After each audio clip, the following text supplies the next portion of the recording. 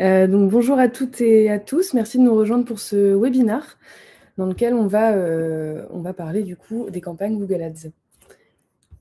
Voilà. Avec vous, donc vous avez, je parle à la troisième personne, Marine Soroko. Je suis Marine Soroko. Je suis directrice associée d'Adimeo. Et Naïma Brahimi, je suis consultante marketing digital chez ComExplorer. Petite brève page de publicité, on va faire très bref pour vous dire qui est Adimeo. Adimeo, on vous accompagne au quotidien pour faire du digital le levier de votre croissance et on travaille aujourd'hui sur... Vas-y, tu peux passer. Je n'ai pas la main pour passer. Et on travaille aujourd'hui pour construire un petit peu toutes les étapes de votre transformation digitale avec des nouveaux outils, avec de nouvelles organisations, de nouvelles techniques, de nouveaux dialogues avec vos utilisateurs, vos consommateurs. Et notre challenge au quotidien, c'est de créer des expériences digitales qui soient à la fois uniques, remarquables et performantes. Et pour vous aider au mieux sur ces sujets-là, on est organisé aujourd'hui autour de 4 grandes expertises au sein du groupe. Une expertise conseil et stratégie dans laquelle on va définir les trajectoires de transformation de nos clients à travers des audits, des études utilisateurs, des définitions de stratégie, des accompagnements à consultation. Un studio qui va travailler le design et l'innovation de toutes les interfaces qu'on va faire, interface de projet web. On va mettre en musique tout ce qui a été défini en amont en produisant techniquement ces interfaces avec des équipes de développeurs qui vont travailler sur les sites, sur les applications métiers, sur les applications mobiles. Et puis, ce qui nous concerne le plus aujourd'hui, le quatrième volet et qui est porté par ComExplorer qui fait partie du groupe, c'est tout ce qui a trait au marketing et à l'animation et bien évidemment les sujets d'acquisition payante et plus particulièrement ce dont on va parler aujourd'hui, les sujets d'acquisition payante avec Google Ads. Voilà. Aujourd'hui, sujet clé, on va essayer de vous faire passer toute notre expertise acquise au cours de ces nombreuses dernières années pour vous aider à mieux performer sur vos campagnes Google Ads. Alors, peut-être que vous vous posez dans la question aujourd'hui de vous dire je vais me lancer sur Google Ads ou je suis déjà en train de faire des campagnes Google Ads mais je ne performe pas suffisamment. Aujourd'hui, on va vous aider à travailler votre budget pour atteindre vos objectifs. Le choix des objectifs dans la question des campagnes est clé et est un élément déterminant de la réussite de vos campagnes. On va vous aider à déterminer quel format de vos annonces, quels canaux, parce que Google Ads, il y a plein de façons de faire ces publicités. On va vous aider à optimiser, on va dire, tune-finer, paramétrer vos campagnes pour atteindre vos cibles, parce qu'effectivement, avec Google, on a la capacité à cibler très précisément. Et enfin, dans le suivi de la campagne, donc une fois que vous l'avez lancée, qu'est-ce qu'il faut que je fasse de manière récurrente pour piloter et être toujours dans cette démarche d'amélioration continue, de façon à maximiser le ROI de vos campagnes. Voilà un petit peu ce qu'on vous propose aujourd'hui, et c'est à toi, Naïma. Merci. Avant de démarrer, peut-être pour poser un petit peu de contexte, pourquoi se lancer sur Google Ads? S'il y en a qui se posent la question parmi vous, c'est important aussi de revenir dessus. Aujourd'hui, on le sait, Google, c'est le moteur de recherche qui est le plus utilisé en France. Et ne pas être présent sur la première page de Google revient presque à être invisible auprès de ses utilisateurs. Donc, il y a plusieurs moyens d'apparaître sur les pages de résultats de recherche, sur des requêtes qui sont stratégiques pour votre activité.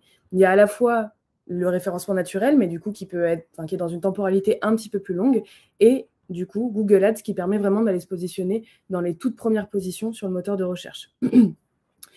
L'acquisition payante sur Google Ads, c'est aussi un très bon moyen, donc, comme je disais, d'obtenir des résultats rapidement, parce que pour la majorité des utilisateurs, les annonces qui sont affichées par Google correspondent effectivement à leurs besoins. Et on va le voir après, il y a une vraie importance à accorder en fait sur l'alignement entre les mots-clés sur lesquels vous allez vous positionner, les annonces que vous allez produire, mais aussi les pages que vous allez proposer une fois que les utilisateurs ont cliqué sur l'annonce.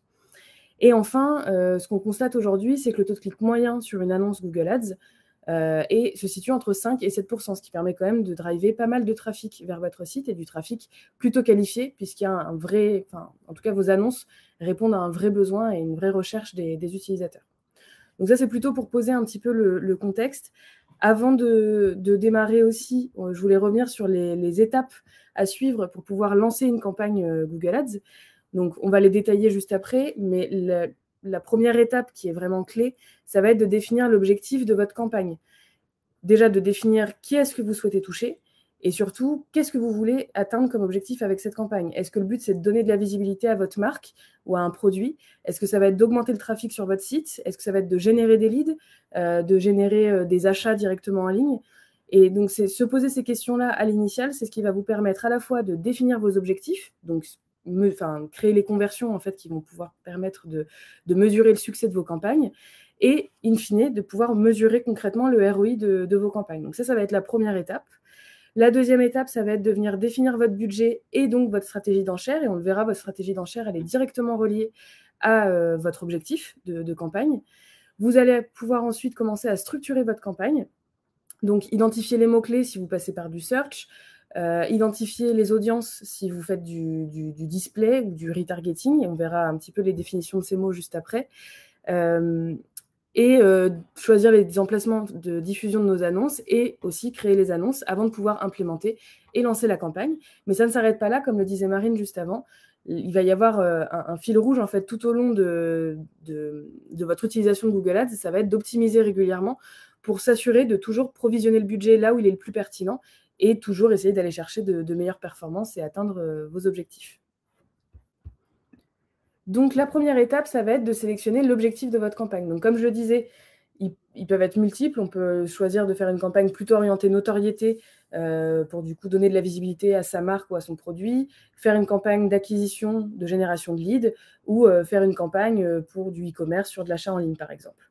Et en fait, une fois que vous avez défini cet objectif ou ces objectifs de campagne, vous allez pouvoir venir créer ce qu'on appelle des conversions ou des objectifs dans Analytics, par exemple, c'est ce qui va vous permettre en fait de dire à Google, je considère que mon utilisateur a converti à partir du moment où il a rempli tel formulaire, à partir du moment où il a acheté tel produit.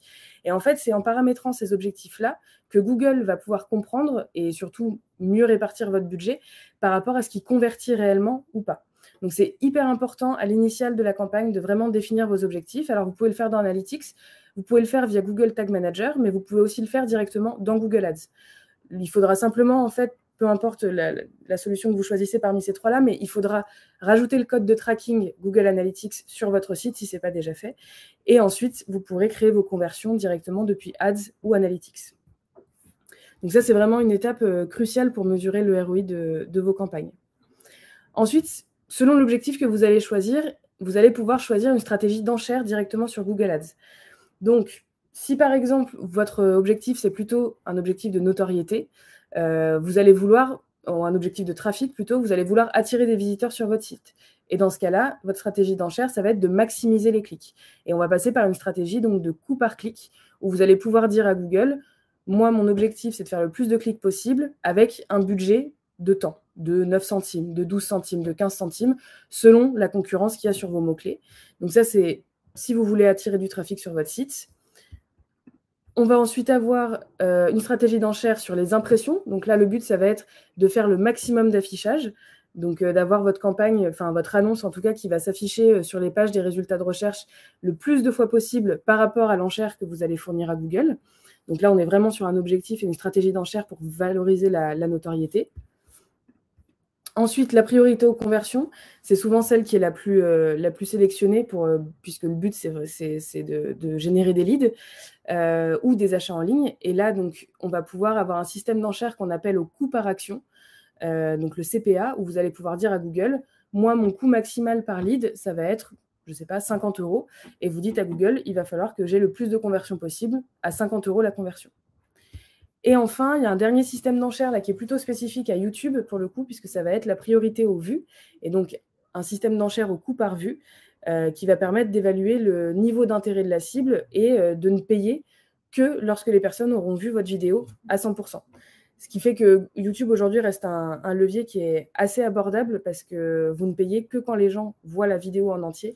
Et on le sait, la plupart des gens ont tendance à zapper au bout de 5 secondes quand on leur propose d'ignorer l'annonce. Mais au moins, ça vous permet quand même de faire de l'affichage et de diffuser le nom de votre marque. Donc, pour de la notoriété, ça reste quand même un levier intéressant.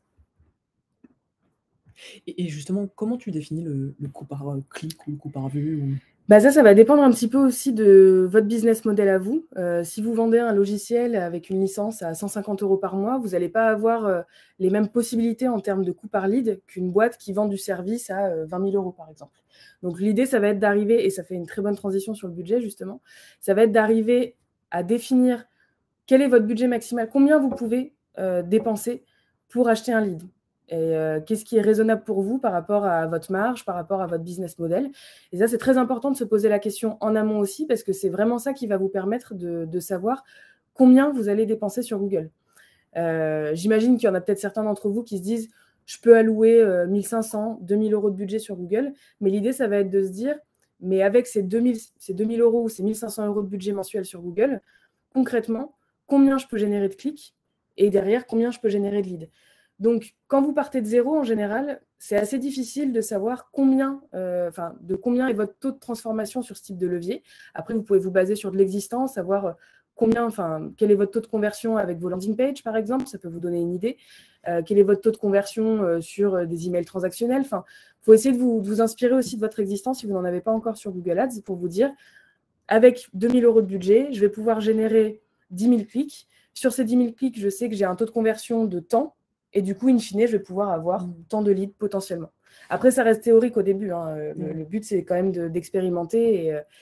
Et c'est vrai, cette image que tu prends de funnel où en fait je donne un point d'entrée et à chaque fois j'ai des pourcentages de transformation, c'est ce qui va vous permettre de construire effectivement jusqu'à combien vous êtes prêt à mettre en coût par lead. C'est ça. Mais en tout cas, c'est un peu comme les objectifs, c'est vraiment quelque chose qu'il faut définir en amont. Et ça vous permettra aussi de mieux mesurer votre ROI derrière et de vous dire ok, je m'étais fixé un lead à 50 €, en fait aujourd'hui j'en suis à 80, moi ça rentre plus du tout dans ma renta, donc il va falloir que je réagence et que j'optimise mes campagnes. Ensuite, au niveau de la structure des campagnes, alors il faut savoir que sur Google Ads, ça se décompose de cette manière-là. On va avoir donc une campagne qui va se composer de plusieurs groupes d'annonces, et à l'intérieur de ces groupes d'annonces, on va retrouver plusieurs annonces. Et en fait, il va falloir vraiment ne pas avoir peur de beaucoup segmenter, parce que le but, c'est pas d'avoir, par exemple, vous vendez un logiciel marketing. À l'intérieur de votre campagne, donc logiciel marketing, vous allez peut-être avoir un groupe d'annonces logiciel marketing automation et un groupe d'annonces logiciel CRM, par exemple. Et à l'intérieur, là, après, vous allez pouvoir diviser avec plusieurs annonces. Mais en fait, si vous regroupez tout, logiciel marketing automation et logiciel CRM, dans vos mots-clés, en fait, vous allez vous retrouver avec une trop grande diversité. Vous n'allez pas pouvoir récupérer tous vos mots-clés dans vos annonces. Et du coup, derrière, en fait, Google va considérer que votre annonce n'est pas suffisamment qualifiée pour être diffusée. Donc, il ne faut vraiment pas avoir peur de bien segmenter et d'avoir, quitte à avoir 5, 6 groupes d'annonces par campagne, ce n'est pas grave du tout. Au contraire, ça vous permet vraiment de pouvoir avoir une pertinence mot-clé, annonce, landing page qui est bonne et du coup qui sera valorisée par Google. Au niveau des formats, ou en tout cas des différents leviers que propose Google, on en distingue 3 principaux, même si après il y en a plusieurs, il y en a d'autres, mais principalement, on va avoir les annonces sur le réseau de recherche. Donc c'est ce qui va s'afficher directement sur les pages de résultats de Google. On va avoir les annonces sur le réseau display. Donc là, c'est des sites en fait qui proposent des encarts publicitaires que Google met à votre disposition et où vous allez pouvoir aller diffuser vos annonces. Donc ça, on l'utilise surtout sur du reciblage, donc par exemple pour diffuser des annonces auprès de personnes qui ont déjà visité votre site ou interagi avec votre marque. Et après, plus pour du e-commerce, du coup, on va avoir tout ce qui est annonce Google Shopping. Mais on peut aussi diffuser, donc comme je disais, sur les stratégies d'enchères, on peut diffuser sur YouTube, on peut aussi diffuser sur Gmail, et on peut avoir aussi des campagnes qui permettent de diffuser sur tous ces leviers-là en même temps, sur Maps aussi, qu'on appelle des campagnes Performance Max aujourd'hui sur Google et qui permettent de diffuser vraiment sur l'intégralité des leviers. Au niveau donc des annonces et des campagnes sur le réseau de recherche, vous allez bien évidemment devoir sélectionner des mots-clés. Alors, il y a plusieurs façons de sélectionner des mots-clés. Déjà, vous pouvez vous intéresser en fait à votre propre trafic, c'est-à-dire savoir sur quels mots-clés votre site est positionné aujourd'hui et sur quels mots-clés vous générez du trafic et potentiellement de la conversion. Donc ça, c'est déjà un premier moyen d'identifier vos mots-clés. Après, nous, ce qu'on recommande toujours à l'initiale d'une campagne, c'est quand même d'interroger vos clients pour comprendre un petit peu leur comportement de recherche. Grosso modo, leur demander quand quand vous nous avez trouvé, en fait, comment est-ce que vous nous avez trouvé. Et ça vous permettra de bien comprendre les comportements de recherche. Et après, vous pouvez aussi utiliser l'outil de planification de mots-clés qui est intégré dans Google Ads. Et vous allez pouvoir dire à Google Ads, moi, je veux diffuser sur logiciel marketing automation, sur logiciel CRM. Et lui, derrière, il va vous suggérer tous les mots-clés connexes qui vous permettront de vous positionner là-dessus. Et il vous montre aussi un petit peu les tendances. Ça, c'est assez intéressant parce que si vous avez un produit, par exemple, qui est un petit peu nouveau ou en tout cas assez innovant et qui n'existe pas spécialement sur le marché aujourd'hui, vous pouvez voir, par exemple, si la tendance d'intérêt pour ce mot-clé-là, ou en tout cas pour des mots-clés qui gravitent autour de votre activité, sont en train de grimper ou pas, justement. Donc ça, c'est assez intéressant. Et vous voyez les volumes de mots-clés qui sont associés et la concurrence qu'il y a sur ces mots-clés-là. Donc ça vous donne pas mal de paramètres en amont. Et il y a un sujet pour moi qui est hyper important là-dessus aussi, quand vous démarrez des campagnes, c'est, vous allez au début énormément tâtonner sur pas mal de sujets. Et typiquement, le choix des mots-clés, c'est le sujet clé numéro 1 sur lequel il faut se dire que sur les premiers mois de la campagne, il faut itérer en permanence sur ce choix des mots-clés parce que soit vous allez passer à côté de certains mots-clés que vous allez découvrir ensuite, soit tout simplement vous allez vous rendre compte que certains mots-clés peut-être sont polysémiques. Et donc vous générez du trafic qui ne va soit pas du tout convertir, soit vous cramez beaucoup de budget parce que c'est pas des clients finaux qui vont cliquer dessus. Donc ça, c'est vraiment un point clé à optimiser. Et c'est un petit peu donc l'objet de cette slide. En fait, aujourd'hui, pour la sélection des mots-clés, il y a plusieurs façons d'acheter un mot-clé, en fait. On va pouvoir l'acheter en requête large. Donc là, Google va afficher, si je choisis logiciel marketing automation, il va potentiellement me positionner aussi sur qu'est-ce que le marketing automation. C'est bien, ça m'intéresse, mais en fait, ces personnes qui cherchent qu'est-ce que le marketing automation sont peut-être pas suffisamment matures pour souscrire à un logiciel de marketing automation. Donc, en début de campagne, c'est assez intéressant de mettre quelques mots-clés en requête large parce que ça va vous permettre de voir sur quoi vous générez vraiment du trafic et de la conversion. Mais par contre, ça peut être aussi synonyme de fortes dépenses parce que du coup, Google, faut garder ça en tête, son but, c'est de vous faire dépenser de l'argent. Donc, quand il va vous positionner sur des requêtes larges, il va aller vous positionner sur des requêtes qui vont tendance à avoir des coûts par clic qui sont assez importants et du coup qui vont vous faire dépenser pas mal de budget. Donc, en début de campagne, oui, vous pouvez choisir de la requête large, mais on vous conseillera plutôt sur la suite, une fois que vous avez bien identifié vos mots-clés, de choisir des expressions exactes. Donc là, quand je vais acheter le logiciel marketing automation, ça va me positionner sur logiciel marketing automatisé, logiciel marketing automation France, par exemple, sur des mots-clés qui vont être très très proche de celui que j'avais acheté à la base. Et après, on a le mot-clé exact, où là, si je choisis logiciel marketing automation, ça va me positionner que sur cette requête-là. Donc, c'est hyper important de faire ces choix-là. Et surtout, comme le disait Marine, au début de la campagne, de vraiment bien surveiller ça, parce que c'est vrai que ça peut vite soit vous faire dépenser du budget inutilement, soit vous positionner sur des requêtes sur lesquelles vous n'avez pas grand-chose à faire. Et au final, ça peut faire diminuer votre score de qualité sur vos annonces. Quelques conseils du coup pour trouver les mots-clés, mais on en a évoqué quelques-uns. De bien se mettre à la place de vos cibles pour pouvoir identifier ces mots-clés-là.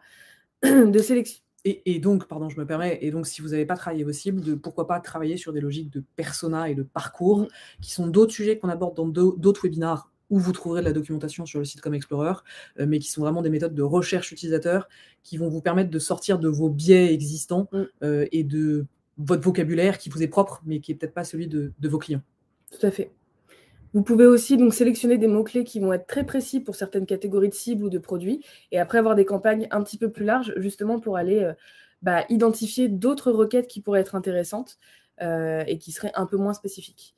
Je parlais tout à l'heure aussi du planificateur de mots-clés et du planificateur de performance. Ça, c'est 2 outils qui sont dans Google Ads et qui vous permettent de pouvoir identifier des mots-clés que vous n'auriez pas forcément identifiés par vous-même.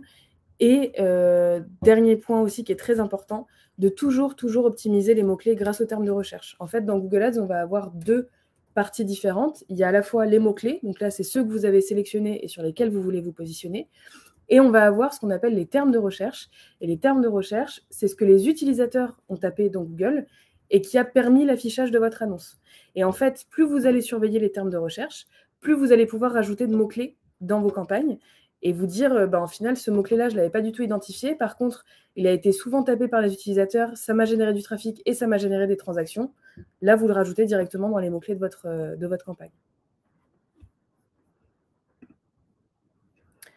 Au niveau des audiences, là, on est plutôt sur le display. Vous allez pouvoir sélectionner plusieurs types d'audiences que vous propose Google. On en a sélectionné 4, il y en a plus qui existent, mais là, c'est les 4 principales. On va avoir ce qu'on appelle les audiences d'affinité. Donc là, c'est Google, en fait, qui va identifier les utilisateurs. Alors, tout ça, c'est Google qui identifie les utilisateurs par rapport à leur comportement. Donc, il va avoir à la fois des audiences d'affinité. Donc, Google estime que telle population de personnes a tel centre d'intérêt ou est intéressée par tel sujet. Donc là, vous, ça va vous permettre, si par exemple, vous vendez de l'emballage carton, vous allez pouvoir retrouver une audience, par exemple, qui est très intéressée par l'envoi de colis postaux, très intéressée par l'envoi e-commerce, etc.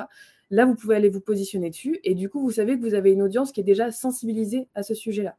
Donc, ça peut être intéressant pour vous. Là où c'est vraiment hyper intéressant, c'est ce qu'on appelle les audiences de marché ou les intentionnistes. C'est des personnes que Google a identifiées comme étant à 2 doigts d'effectuer un achat.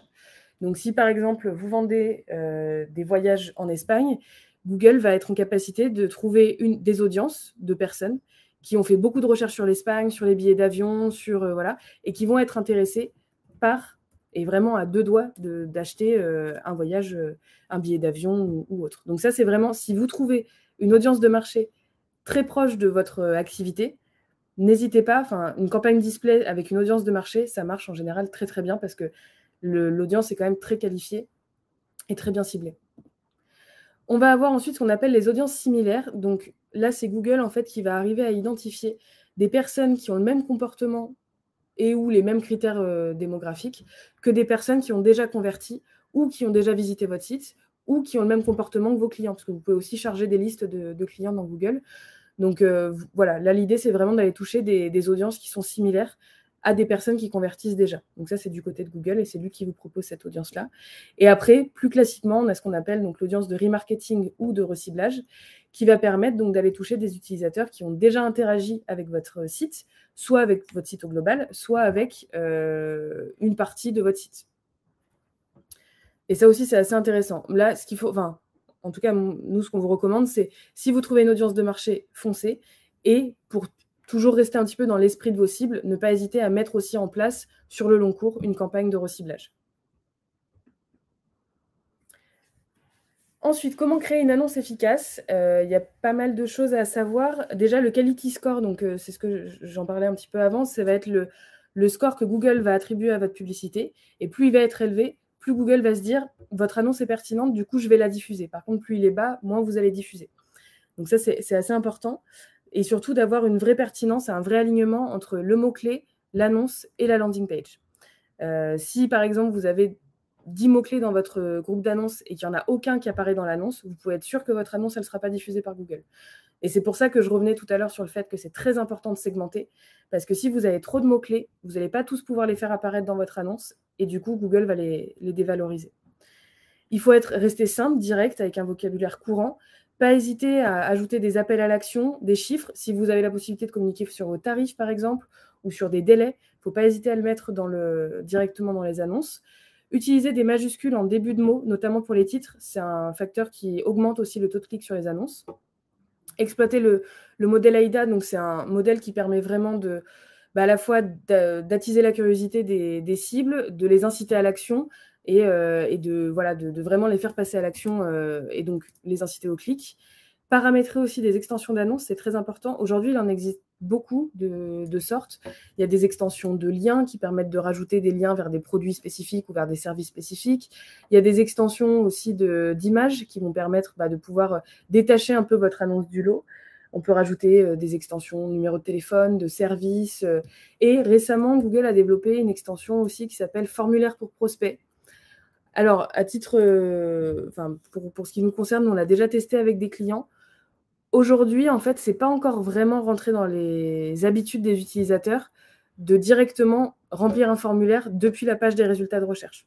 Ça risque de se démocratiser à l'avenir, mais pour l'instant, c'est un peu récent et du coup, c'est pas hyper démocratisé. On n'a pas forcément eu énormément de résultats avec cette extension, mais à surveiller, ça peut évoluer par la suite. Et ensuite, de travailler la recherche locale. Là, c'est notamment si vous avez des boutiques physiques ou ne pas hésiter aussi à relier ça avec votre compte Google My Business pour avoir toujours l'adresse la plus proche de l'utilisateur qui soit affichée en extension de votre annonce Google. Et puis surtout, ne pas hésiter à travailler différentes variantes. Ah bah bien sûr, ouais. Voilà. Parce que les variantes, un peu dans une logique de test AB, si vous connaissez ce sujet-là, vont vous permettre de voir quels sont les wordings qui convertissent le plus. Et vous allez voir étonnamment qu'en testant le changement juste d'un mot, en mettant une majuscule à une lettre ou en rajoutant un chiffre, bah, bizarrement, à la fois votre annonce va remonter parce qu'elle va être considérée comme étant plus permanente, et en même temps, les gens vont plus cliquer dessus. Ouais. Donc, c'est aussi cet enjeu d'optimisation permanent, de tester plusieurs choses pour être vraiment dans une innovation ou amélioration incrémentale au fur et à mesure que vos campagnes durent. Et c'est d'ailleurs la stratégie de Google, parce qu'aujourd'hui, alors c'est en juin que ça change, mais les annonces qu'on appelle textuelles, qui étaient du coup très statiques, où on pouvait mettre que 3 titres et 2 descriptions, vont être, on ne pourra plus en créer à partir du mois de juin. Si vous en avez encore, elles continueront d'être diffusées, il n'y a pas de souci, mais Google essaye de plus en plus de nous faire migrer vers ce qu'il appelle des annonces responsives, où du coup, vous pouvez mettre jusqu'à 15 titres et une dizaine de descriptions, je crois. Et du coup, ça va permettre une rotation aussi beaucoup plus dynamique de vos annonces, de vos messages. Donc voilà, ça revient à cette logique d'A/B test, et ça, c'est quelque chose que dont Google dispose en natif, pardon. On vous a mis ici un petit exemple de ce qu'il faut éviter de faire et de ce vers quoi il faudrait tendre. À gauche, on a une annonce en fait qui est très, du coup, qui n'a pas grand-chose pour se démarquer en fait d'un résultat de recherche classique, et qui profite surtout pas du tout de tout ce que les annonces Google peuvent proposer. Donc c'est quelque chose d'assez assez plat, et il y a peu d'éléments qui poussent au clic. Sur l'annonce de droite, en revanche, on voit qu'on a rajouté les majuscules au début de chaque mot. On a rajouté un chiffre clé aussi, ça c'est un énorme booster de taux de clic en général. Une démonstration gratuite aussi, qui permet beaucoup plus d'attirer l'attention. On a rajouté une extension de numéro de téléphone, on a fait une description qui était beaucoup plus dense que celle qu'on avait ici. On a rajouté des extensions de liens. Voilà, on a quelque chose qui est beaucoup plus développé et qui, en tout cas en théorie, a beaucoup plus de chances de déclencher du clic que l'annonce qu'on a sur la gauche. Une autre question, donc faut-il utiliser les smart campaigns? Alors, j'ai parlé des annonces responsives qui, dans tous les cas, on va être obligé de ne passer que par ça, et à notre niveau à nous, on trouve que c'est plutôt intéressant d'utiliser ces annonces, parce que ça permet de faire de l'A/B test de façon beaucoup plus automatisée et beaucoup plus rapide que ce qu'on avait avant. Le deuxième aspect très automatisé qu'il y a sur Google aujourd'hui, c'est ce qu'on appelle les Dynamic Search Ads. Et en fait, ce sont des campagnes où vous mettez l'URL de votre landing page, par exemple, ou de votre site, et c'est Google qui va automatiquement aller chercher des bouts de messages sur votre site, et qui va lui-même concocter les annonces, lui-même choisir sur quels mots-clés il va vous positionner, et ou sur quels emplacements il va vous positionner sur le display. Donc, ça peut être très intéressant quand on débute sur Google Ads et qu'on a envie de lancer une campagne rapidement. Le seul bémol, c'est que du coup, vous n'avez le contrôle presque sur rien, sur ce type d'annonce. Vous ne savez pas les mots-clés sur lesquels vous diffusez, vous ne savez pas les verbatims qui sont utilisés dans vos annonces. Donc, c'est assez difficile à optimiser. Les annonces responsives sont très bien parce que ça vous permet d'avoir plusieurs messages, de tester plusieurs choses. Les Dynamic Search Ads, c'est difficile à optimiser, et du coup, on se retrouve parfois avec des budgets dépensés qui sont assez importants sur ce type de campagne. Très, très clairement, on peut le dire, on récupère souvent des clients qui font du Dynamics, qui dépensent des budgets fous avec des ROI relativement faibles, et en gros, ils récupèrent beaucoup de budget à stopper ces Dynamics en mettant des gens qui font l'optimisation manuelle. Donc on n'est pas encore tout à fait arrivé à ce stade d'intelligence artificielle ou d'automatisation maximale. Oui, tout à fait. Et une fois que vous avez tout ça, normalement, vous avez tous les éléments pour pouvoir implémenter et lancer votre campagne. Mais ça ne s'arrête pas là. Il y a quand même toute la phase d'optimisation qui va être hyper importante par la suite. On vous a mis ici quelques KPI à surveiller, et surtout savoir comment vous vous positionnez et comment analyser vos performances sur Google Ads. En général, on peut commencer à avoir un vrai retour d'expérience au bout de 15 jours, parce que pendant ces 15 premiers jours, en général, Google est encore en phase d'analyse de vos campagnes, c'est-à-dire qu'il commence à diffuser, mais on n'est pas sur la diffusion maximale que vous allez avoir quand vous serez en run. Donc, vous pouvez regarder déjà les résultats et effectivement commencer à opérer des mini-optimisations pendant les 15 premiers jours, mais on essaie quand même de ne pas trop y toucher à ce moment-là, parce que on a besoin de cette matière-là au bout des 15 jours pour pouvoir prendre des décisions. Si le quality score de vos annonces est inférieur à 5, elles sont clairement à revoir parce que du coup, vous n'allez vraiment pas beaucoup diffuser avec. Donc, il faut revoir l'alignement mots-clés annonces et surtout, Google analyse aussi la landing page. Si dans votre landing page, derrière, il n'y a aucun des mots-clés sur lesquels vous positionnez votre annonce, vous pouvez être sûr que vous allez avoir un quality score qui est très bas. Donc, il faut bien penser à tout ce tunnel avant de positionner vos landing pages, de choisir vos mots-clés, etc. Le coût par clic, on s'en doute, plus il est bas, mieux c'est, parce que plus il est bas, plus vous pourrez faire de clics et pour un même budget. Le taux de rebond, s'il dépasse le 60%, surtout en search, il peut y avoir un problème sur vos pages de destination. C'est peut-être que là aussi, il y a un mauvais alignement. Sur du display, c'est moins grave parce qu'en fait, comme on va faire beaucoup d'affichage, potentiellement, on va avoir un taux de clic plus faible et on va avoir un taux de rebond plus élevé sur les campagnes display parce qu'on n'est pas dans le même comportement de recherche. Mais si en search, en tout cas, vous avez un taux de rebond qui est supérieur à 60, il faut peut-être revoir quelques éléments sur votre landing page. Et le CTR, donc le taux de clic de vos annonces qui a surveillé de près. Sur le display, en général, il va être aux alentours de 1% ou moins, parce qu'en fait, on va afficher beaucoup. Et du coup, on aura peu de clics en termes de ratio. Donc, du coup, c'est pour ça que sur le display, c'est un peu moins élevé en termes de taux de clic. Par contre, sur les annonces search, en général, on va être aux alentours de 4-5%, parce qu'on est vraiment sur en tout cas, si votre annonce répond bien aux besoins et au comportement de recherche de l'utilisateur, normalement, ça clique. Donc, la moyenne, ça reste à 4%, mais nous, sur certains de nos clients, on va avoir des 15-20% sur certains types de campagnes de taux de clic, parce que soit on est sur quelque chose de très spécifique, ou qu'il y a une vraie demande, ou que effectivement l'alignement entre le mot-clé et les annonces est vraiment hyper parfait. Donc ça, c'est pour analyser un peu vos KPI. Il y a un autre indicateur aussi qui est à regarder, c'est ce qu'on appelle le ROAS. Donc, c'est le revenu sur le budget dépensé, le budget média dépensé. Donc, en gros, c'est se demander, pour 1 euro que je dépense sur Google Ads, combien je génère de CA. Alors, c'est beaucoup plus facile de l'avoir quand on fait du e-commerce, je vous l'accorde.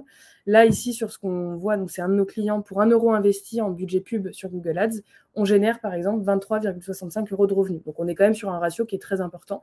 Après, vous pouvez l'avoir aussi, même si vous êtes sur de la prestation de service ou du logiciel, ou en tout cas que vous ne vendez pas en ligne, si derrière vous avez un suivi qui est très précis via un HubSpot par exemple, et que vous avez la possibilité de voir depuis mes annonces Google Ads, j'ai généré tant de CA. Et là, ça vous permet de connaître votre ROI. Et enfin, quelle routine d'optimisation mettre en place? Alors, il y en a pas mal, mais on a fait une petite sélection quand même pour rester synthétique. Je l'ai déjà dit, mais Google fera toujours tout pour vous faire dépenser plus de budget. Donc, il va régulièrement vous proposer de faire des optimisations. Donc, il y a un onglet recommandations dans Google qui est très pertinent et on vous conseille tout à fait de suivre la plupart de ces recommandations. Mais il y en a une dont il faut se méfier, c'est celle où Google vous propose d'ajouter de nouveaux mots-clés à vos campagnes. Ou des nouvelles audiences. Parce que lui, du coup, il va identifier des mots-clés qui sont assez proches de vous, mais qui potentiellement vont avoir un CPC plus élevé, vont être un petit peu trop éloignés ou alors directement, il va toujours vous proposer des requêtes larges d'ailleurs pour que vous puissiez encore aller dépenser plus de budget. Donc voilà, il y a juste celle-là qui est peut-être à prendre un peu avec des pincettes, sinon les autres en général sont plutôt pertinentes, donc vous pouvez les suivre. Quand vous ajoutez des nouveaux mots-clés sur vos campagnes search, pensez bien à les ajouter dans vos annonces aussi, si c'est des mots-clés qui sont vraiment nouveaux et que vous n'aviez pas jusqu'à maintenant, toujours pour conserver un bon niveau de quality score. Sur vos campagnes display, surveillez bien vos emplacements de diffusion parce que, au-delà du paramétrage que vous allez faire à l'initial, de ne pas vouloir diffuser sur, j'en sais rien, des jeux des jeux ou des applications mobiles, ne pas diffuser sur des sites à contenu sensible, etc. Il va falloir quand même monitorer un petit peu ça parce que, il peut y avoir des emplacements sur lesquels Google vous positionne qui sont soit trop éloignés ou alors qui peuvent diffuser à des audiences qui ne sont pas dans votre cible. Ou voilà, faut quand même surveiller ça. Pensez à ajuster vos stratégies d'enchères et la diffusion de vos annonces régulièrement. La diffusion, ça peut être sur des jours ou des heures particulières où vous voyez que ça marche un petit peu mieux. Et surtout, continuez de surveiller la concurrence. Ça aussi, c'est important. Donc, n'hésitez pas de temps en temps à vous mettre en navigation privée et à aller regarder, à taper une des requêtes sur lesquelles vous êtes positionné, à voir si vous remontez ou si c'est un concurrent à vous qui remonte. Et dans ce cas-là, il y a peut-être des réajustements de budget à faire. Enfin, en tout cas, d'enchères. Et je dirais même autre chose, c'est que surveiller cette concurrence, c'est peut-être la première étape quand vous lancez des campagnes. Ah oui. Pour savoir ce que disent vos concurrents et comment ils présentent leurs offres concurrentes. Ouais, c'est pas toujours évident d'arriver à les trouver. Ouais. Si vous avez des outils type SEMrush, par exemple, vous pouvez voir un petit peu ce que font vos concurrents. c'est pas toujours très C'est juste. pas toujours très actualisé. Des fois, on peut se retrouver avec des pubs qui datent de 2018, mais non, en tout cas, c'est assez difficile quand même d'aller voir ce que fait la concurrence. Et une des seules solutions, ça reste effectivement la navigation privée et de taper les requêtes qui vous intéressent. Et je crois que c'était... Voilà, super. Voilà, tous on a un tout petit peu dépassé, mais... tous les conseils de Naïma. Alors, on essaie de faire hyper condensé en 30 minutes, donc il y a plein de trucs qu'on voudrait dire et qu'on ne peut pas dire. Mais en tout cas, on espère que ça vous est utile. C'est en tout cas l'objectif de ce webinaire. On fait un peu de teasing pour les prochains webinaires à venir. On a un mois de juin qui est encore chargé avec plein de trucs chouettes à venir. Un sujet qui nous tient énormément à cœur et qui, j'espère, vous tient aussi à cœur, c'est comment réussir votre projet dans une stratégie d'éco-conception et diminuer votre empreinte environnementale. Là, on a Daniel, lead UX, et Adam, lead technique, qui vont mêler leurs expériences croisées pour vous donner toutes les bonnes pratiques quand vous lancez un projet web, d'un point de vue de la conception, mais également du point de vue de l'implémentation technique. Le 9 juin prochain, un peu même totalement dans le prolongement de ce que Naïma vient de vous présenter aujourd'hui, on a un webinaire qui est dédié cette fois-ci à LinkedIn Ads. Donc, quand vous êtes dans un contexte B2B, clairement, LinkedIn Ads est un levier extraordinaire pour vous permettre de cibler et toucher vos cibles. On va voir comment. Et le 16 juin prochain, on vous propose d'assister à un webinaire qui est hyper intéressant pour ceux qui se questionnent sur comment choisir un CRM, où on va essayer de vous donner tous nos bons conseils et tous les écueils à éviter pour faire le choix le plus adapté à votre contexte. Voilà, je vous propose maintenant de passer aux questions. À vos questions. Et on va y répondre au fil selon les... Bref, vas-y. Alors, on avait Axel qui nous demandait, concernant les stratégies d'enchères, maximiser les conversions. C'était ce qui était appelé priorité aux conversions dans la slide que j'ai présentée. Donc, c'est sur ce type de stratégie d'enchères que vous allez pouvoir définir le coût par action, donc le coût par lead maximal que vous voulez consacrer sur votre campagne. Donc, c'est l'équivalent, le wording a un petit peu changé, mais oui, c'est l'équivalent à maximiser les conversions. On avait Tanlan qui nous demandait quel serait le budget minimum par mois en cas de démarrage sur la publicité Google. Alors, en tout cas, nous on considère que en dessous de 500 €, ça devient compliqué d'avoir du résultat et de faire des choses sur Google Ads. La plupart de nos clients, en soi, ne dépensent pas des budgets forcément faramineux sur Google Ads. La plupart vont être aux alentours de 1 500, 2 000 € parce qu'ils ont une diversité de campagnes qui nécessite qu'on ait suffisamment de budget pour. Mais si vous avez peut-être, je ne sais pas, deux typologies de campagnes à faire, peut-être une en search, une en display, parce que vous vendez une seule typologie de produit qui répond à un seul besoin, aux alentours de 500 €, on peut déjà commencer à faire des choses. Mais pour être dans un budget plus confortable, quand on commence à vouloir faire 3, 4, 5 campagnes différentes, étant donné qu'on va dire à Google pour chacune des campagnes, voilà le budget que tu peux dépenser quotidiennement, en dessous de 1 500, 2 000 €, ça commence à être un petit peu compliqué. Et puis surtout, je vais rajouter une chose, c'est que les coûts de notre gestion à nous vont être, si on n'a pas 500 €, vont être beaucoup trop importants par rapport au coût réel de clients que vous allez acquérir par la suite. Ouais. Donc le jeu n'en vaut pas la chandelle en dessous d'un certain montant. Non. Combien de mots-clés max recommandez-vous? Une question de Clément. Alors, combien de mots-clés on recommande? Ça dépend vraiment des sujets, mais ce que je disais tout à l'heure, c'était de ne pas se retrouver avec des campagnes où on a pléthore de mots-clés. Il vaut mieux resegmenter, en fait, parce que si vous vous retrouvez avec une campagne où vous avez 50, 60 mots-clés, c'est impossible qu'ils soient tous suffisamment proches au niveau de la sémantique pour que votre niveau de qualité sur les annonces soit bon. Donc, il vaut mieux sous-segmenter. Si vous vendez des chaussures, je tire un peu le trait, mais vous vendez des chaussures, il vaut mieux avoir un groupe d'annonces chaussures bleues, un groupe d'annonces chaussures jaunes, un groupe d'annonces chaussures marron, parce que du coup, dans vos annonces, vous allez pouvoir avoir un vrai alignement. Plutôt que d'avoir tous les types de chaussures dans un même groupe d'annonces. Voilà. Donc, il n'y a pas de maximum ou de minimum. En soi, Google ne vous empêchera jamais de faire une campagne avec 100 mots-clés, mais c'est très difficile à gérer. Donc, il ne faut pas avoir peur de bien sous-segmenter, quitte à avoir des campagnes où vous avez 4 mots-clés, en fait. C'est pas grave. Mais voilà. Enfin, moi, mon conseil, c'est vraiment de bien sous-segmenter, quoi. Sarah qui nous demande où peut-on enseigner l'audience? Alors, c'est dans les paramètres soit à l'initial, quand vous créez la campagne, ça va être dans les paramètres. Ça peut marcher, traditionnellement, on utilise plutôt les audiences sur le display, mais vous pouvez aussi l'utiliser sur le search.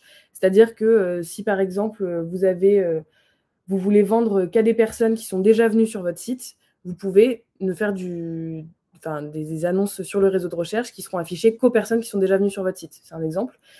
Et l'audience, du coup, dans ce cas-là, vous allez pouvoir... Il y a un petit onglet, en fait, sur la gauche, dans le paramétrage de votre groupe d'annonces ou dans votre campagne, qui va vous permettre de venir sélectionner l'audience. Donc, c'est soit dans les paramètres à l'initiale de la campagne, soit en cours de route, vous pouvez venir rajouter des audiences directement depuis le panneau de gauche de Google Ads. Axel qui nous demande comment faire monter le quality score d'un mot-clé sur une requête concurrentielle, en sachant que le groupe d'annonces est bien thématisé avec une landing page spécifique pour la campagne, avec du contenu plus ou moins optimisé sur le mot-clé en question. En fait, la concurrence n'aura pas d'impact sur le quality score. Ce que Google note dans le quality score, c'est vraiment si vous avez le mot-clé logiciel de marketing automation et que vous voulez vous positionner dessus, il faut absolument qu'il soit dans votre annonce et il faut absolument qu'on le retrouve à minima une fois dans votre landing page. Et c'est ça que Google va analyser. La concurrence, en fait, elle va plutôt venir influencer le coût par clic parce que plus une requête va être concurrentielle, ça veut dire que plus il y a de monde qui enchérit dessus et donc plus le coût par clic va être élevé. Mais en tout cas, ça n'a pas d'impact sur le quality score de votre annonce.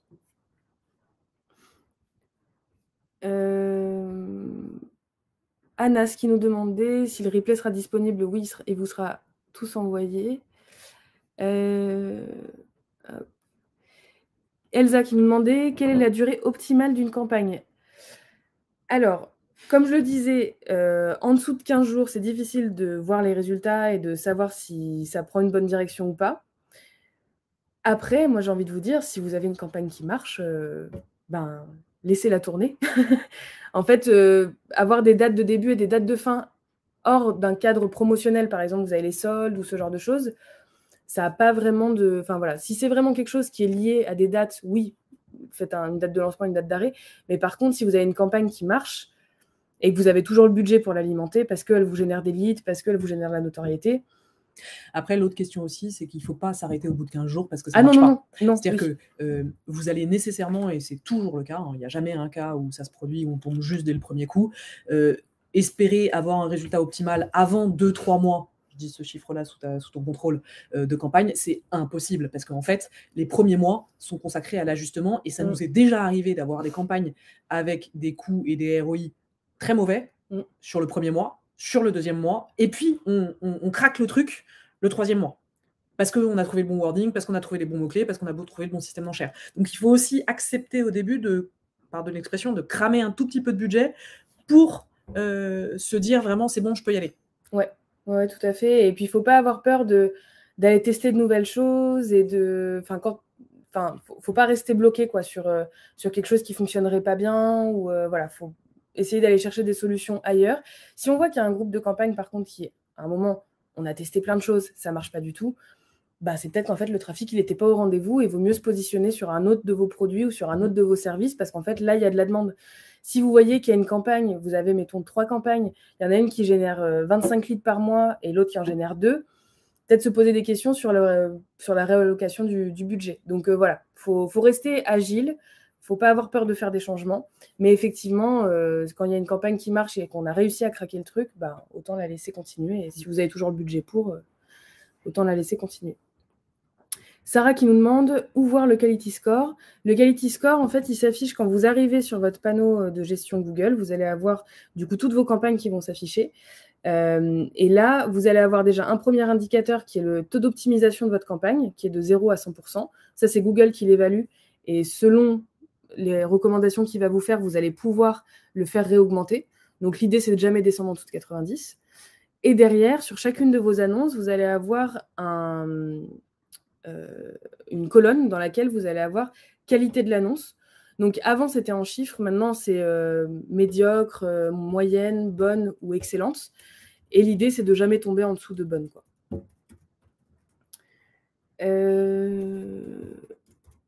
Je continue les questions. Emma, faut-il toujours respecter les recommandations budgétaires, augmentation de budget surtout, cela va sans doute de pair avec les recos sur les mots-clés. Oui, bah, en fait, Google aura toujours tendance à vous demander d'augmenter votre budget. Après, ça peut être pertinent dans certains cas.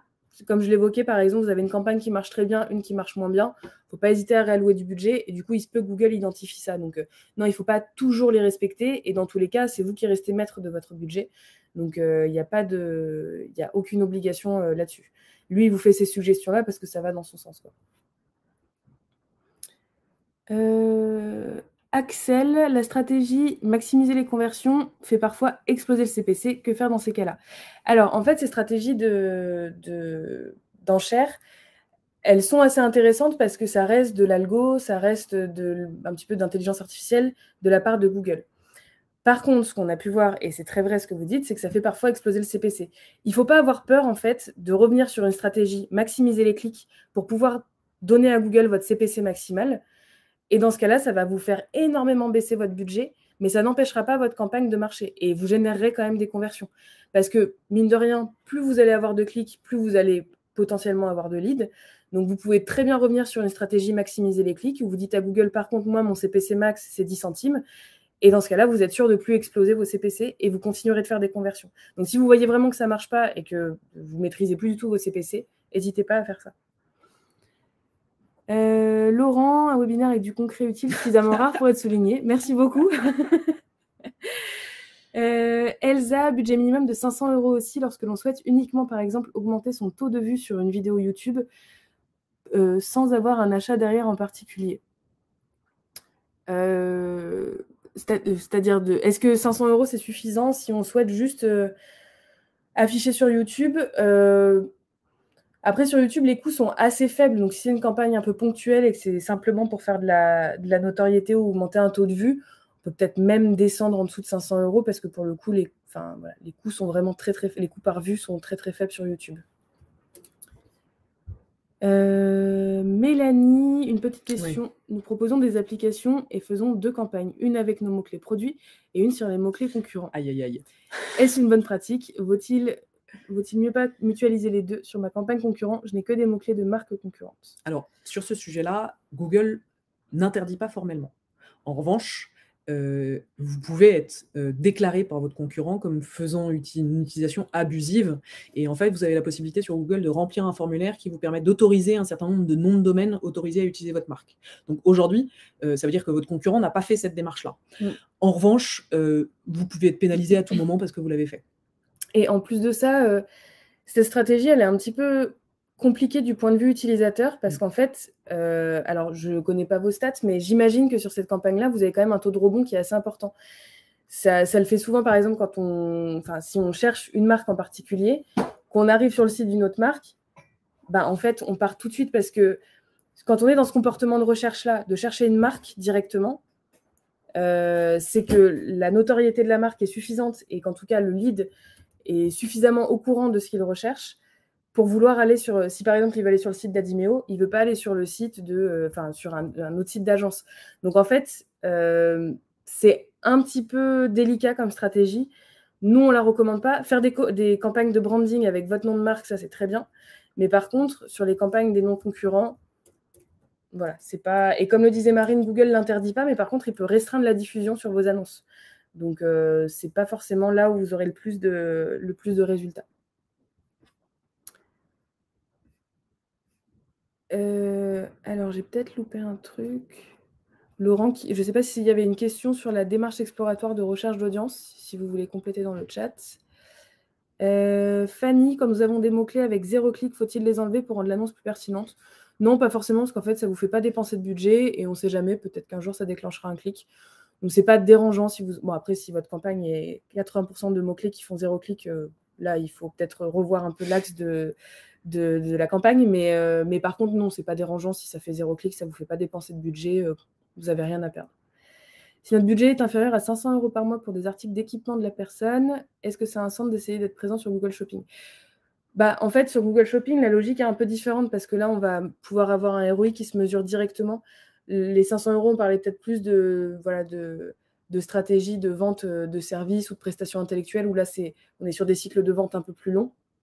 Après, sur Google Shopping, bon, faut pas non plus descendre trop bas, quoi. Déjà, 500 € sur Google Shopping, les enchères sont un peu plus élevées. Faut tester. Mais bon, descendre sur un budget à 200 €, 300 €, ça va être difficile d'avoir des résultats, quoi, et d'avoir une diffusion suffisante. Je vois l'heure qui tourne, je vais prendre les dernières petites questions. Axel, activer une campagne 3 mois, l'arrêter 1 mois, la reprendre 1 mois, peut-on être pénalisé? Oui, dans le sens où si vous stoppez vraiment tout, Google, il va repartir du début et du coup, il va y avoir encore cette phase d'analyse qui va durer une quinzaine de jours. Donc, vous risquez de perdre du temps. Moi, ce que je conseillerais, c'est si vous voulez l'arrêter 1 mois, c'est de la laisser vraiment en toile de fond avec 50 centimes de budget par jour ou 20 centimes de budget par jour, mais de ne pas la couper entièrement, quoi. Mathilde, pourquoi le site link ne s'affiche pas toujours? Parce que Google choisit de l'afficher que s'il trouve que c'est pertinent. Donc, si vous en avez 8 ou 10, il va choisir parmi les 8 ou 10 celles qui sont les plus pertinentes par rapport à la requête que l'utilisateur a tapée sur Google. Axel, concernant la note attribuée aux mots-clés, comment fait-on monter cette note lorsque nous sommes à 1 sur 10 sur le mot-clé? Là, ça va être c'est toujours par rapport à l'annonce, en fait, et au fait d'avoir récupéré vos mots-clés dans l'annonce et d'avoir toujours cet alignement entre l'annonce et les mots-clés. Et Sarah qui nous demande, j'ai démarré une annonce ce matin avec 150 impressions, mais 0 clic, est-ce normal? Si ça date de ce matin, oui, c'est pas étonnant qu'il n'y ait pas encore eu de clic. Comme le disait Marine, faut quand même laisser un petit peu rouler démarrer la campagne avant de tout de suite se poser des questions. Laurent, quand vous disiez qu'il ne fallait pas hésiter à investir avant d'avoir du retour, il n'y a pas de retour, mais on accumule les informations visant à atteindre l'équilibre ou un ROS positif. D'où cette remarque d'une campagne payante, c'est de partir à la pêche de façon éclairée. En fait, sur le ROAS, surtout si vous voulez pouvoir mesurer en fait ce ROAS de façon, le ROAS positif, il ne faut pas hésiter vraiment à investir, même si au début vous avez un petit peu du mal à avoir du retour. C'est ça qui vous permettra vraiment de pouvoir vous y retrouver en termes de budget par la suite. Et Mathilde, où peut-on trouver le taux de rebond? Ça, ce sera sur Analytics. Que vous pourrez la voir. Et je pense que voilà, on va peut-être s'arrêter par là pour les questions. C'est déjà pas mal. En tout cas, merci d'avoir été aussi impliqué dans cet échange de questions-réponses. C'était très intéressant. J'espère pour vous aussi que vous avez appris des choses. N'hésitez pas du coup à vous inscrire pour nos prochains webinaires. À nous contacter si vous avez besoin de conseils sur vos campagnes Google Ads ou que vous souhaitez vous faire accompagner aussi sur le sujet. On reste bien évidemment disponible. Donc j'espère vous revoir pour nos prochains webinaires et merci encore pour votre participation. Très bel après-midi à tous.